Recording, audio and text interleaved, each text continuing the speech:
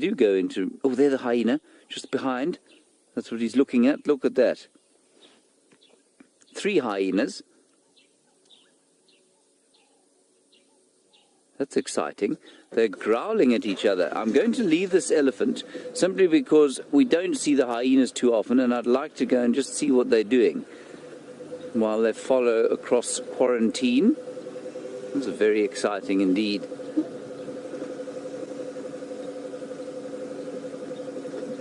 So a mild must for that elephant basically means that I think he's going through that difficult pubescent time of life. And while he's not in a full-blown must where he's dripping that horrible, stinky green stuff, he is... They've found something to eat here. He is just in a slightly heightened hormonal state.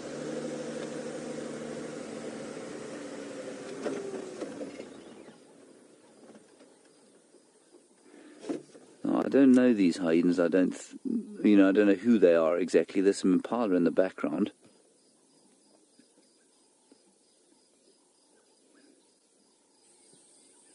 They looked like they'd found something to eat, but it might just be a little territorial marking that they're going to make.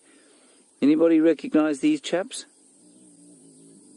I don't know if you can hear them, but they're making very loud growling noises, which means that they can either smell another predator, or most likely at this stage, with those tails cocked up like that, a clan of hyenas they don't expect to find in this area. Now, I have never known this particular area as some sort of territorial boundary between the hyenas, so I'm not sure what's going on. You can see that they do look a little bit agitated. They also look to be in very fine condition, I must say. And you can see the impala watching them, but not alarm calling at all. They're not afraid. They know that they are much faster than the hyenas. That is a beautiful picture, isn't it? Well done, Brian. Thank you. Oh dear. Wendy seems to be struggling to start. Okay, let's go around the other side there. Not Wendy, we're on Rusty, aren't we, Brian?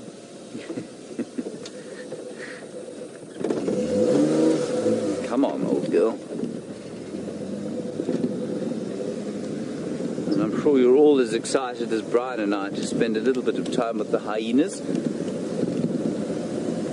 It used to be such a nice go-to where you'd go off towards the hyena den, sit with them for an hour. It was a really easy and lovely way to start a drive. Oh goodness, look at that picture there.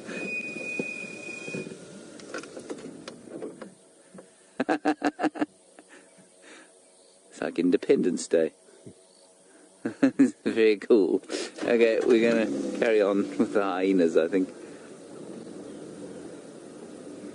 That is really cool. Connor's having a little bit of trouble getting us a picture. I wonder if these aren't the group that comes up from the south sometimes. Although, no, I don't think they are. I'm sure they're from our clan. And there are more and more forays down south here, and I don't think it's too long before they return. Can you see them anymore? Yeah. Oh, there they are. Slinking across the clearings. Shall we just go around the corner here, Brian? I think that's probably the best route.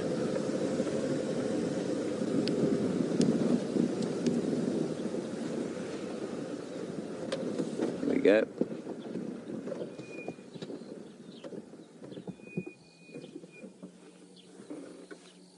Marvellous. All the impala are moving off, but they're not alarm calling. They're staying at a safe distance. And Chris Rogue, you're watching, and you're one of our premier hyena identifiers, and you say you can't identify these guys. They're giving chase to the impala. Or they're thinking about it, certainly. Impala now scuttling off. This one's blind, isn't it, right eye? This one's blind. Right eye, yeah. Brian reckons.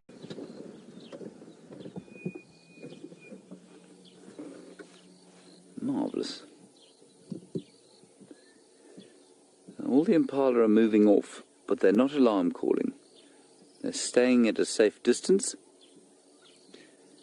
And Chris Rogue, you're watching, and you're one of our premier hyena identifiers, and you say you can't identify these guys. They're giving chase to the impala. Or they're thinking about it, certainly. Impala now scuttling off. This one's blind in its right eye. This one's blind. Right eye, yeah. Brian reckons that one there, with the one on behind, Yeah, this one. is blind in its right eye. Yes, I did see a flash of sort of a white cataract there.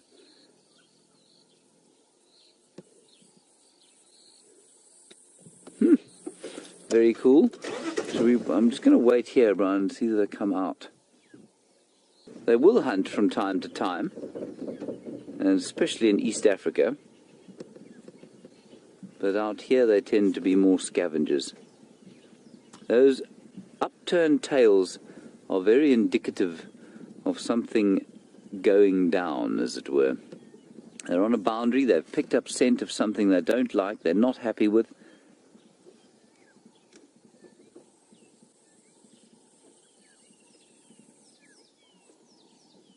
It looks like a big female in the front there.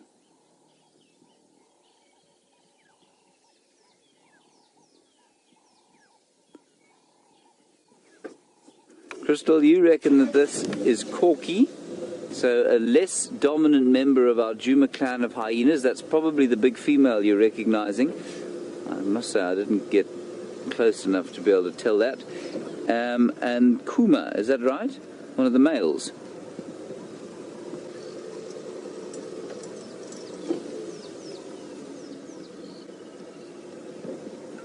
And another one called Kara. I don't know that one at all. Thank you, Crystal.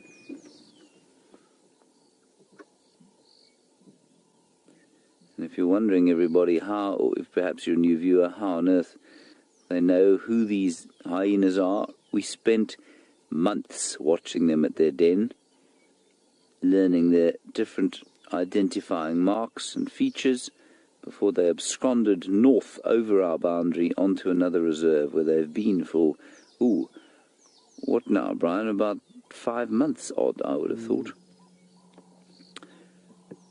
Now, I'm tempted to try and follow them, but it's very thick through there, so we might just turn and go down towards Twin Dams, which is the direction that they are going.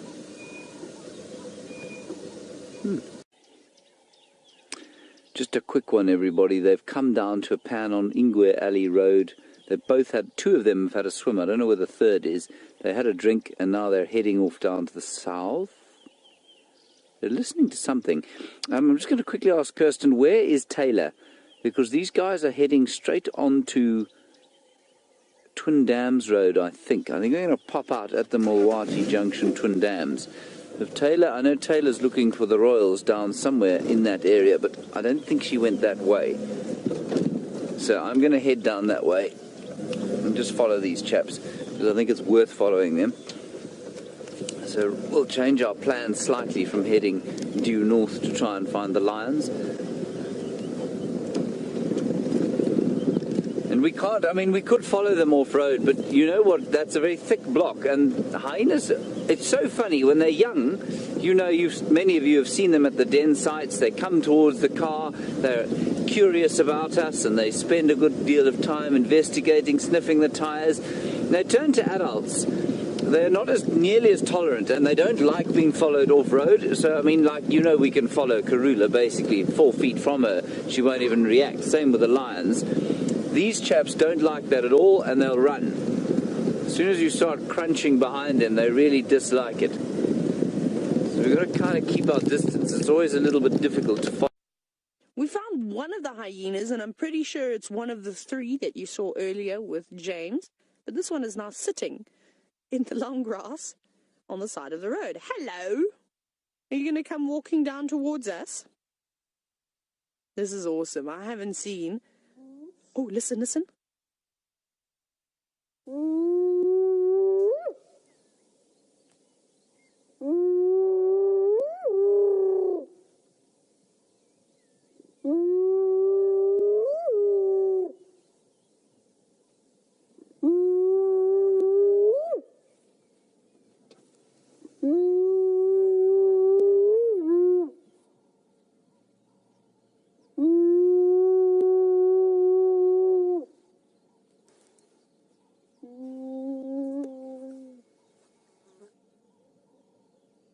Wasn't that amazing? That is so cool. The last time that I had a hyena whoop as it walked past my vehicle was easily a year and a half ago. And also very early morning with the mist. That was amazing. Wasn't that incredible, David? Did you get goosebumps? I got goosebumps. I always get goosebumps when I hear things like that. Short and sweet, and that's all right. That's what sightings are supposed to be like. Maybe into the rest around the road. That call, and I really wish you could sit here.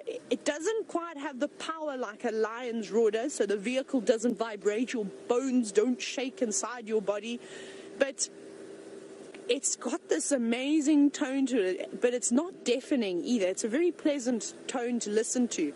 And I'm always so surprised as to how something that's sort of a lot more high-pitched than what a lion's roar is can travel so far as well. Because, you know, you hear hyenas from miles away, just in the very, very far distance. That is amazing.